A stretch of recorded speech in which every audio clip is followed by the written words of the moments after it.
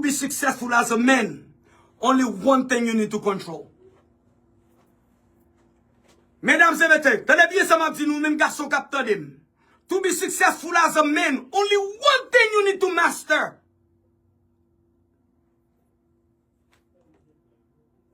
As a man, you need to master your sexual desire. That's it. Je vais répéter encore pour vous. As a man, you need to master your sexual desire.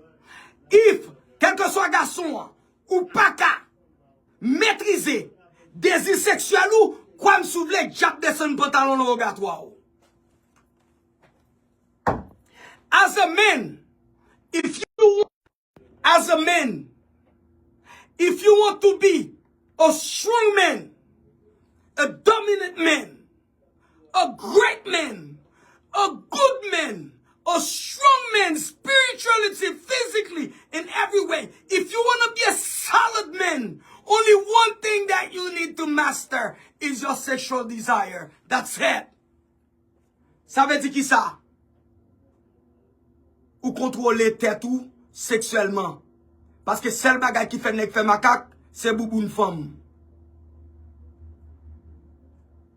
Pour qui sont qu'on est les femmes dans besoin pour comblement, c'est bandé le fort bandé avant.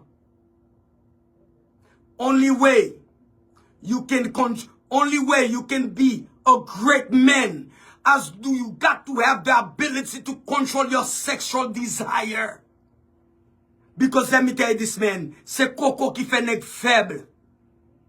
Poum poum make you weak. Poum poum make you weak. Sex make you weak. Let me tell you something. As long you can master that, as a man, you good to go. Let me tell you something. Imagine you have your wife. You have your girlfriend.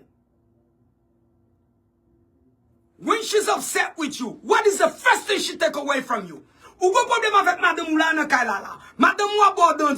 Pendant ce temps, let me tell you something. Doesn't matter if you're upset in the home, ensemble avec madame. Ou met fâché, joun fâché. Bill kay arrive faut couper quand même. Bill lumière arrive faut clipper. Bill machine arrive faut clipper. Bill cheveux arrive faut couper. Your girlfriend never have problem to ask you money even when she's upset. As a matter of fact, men are so stupid and dumb. As a matter of fact, even she's upset, she asks you money, you rush to give her the money because you think the money gonna make her happy.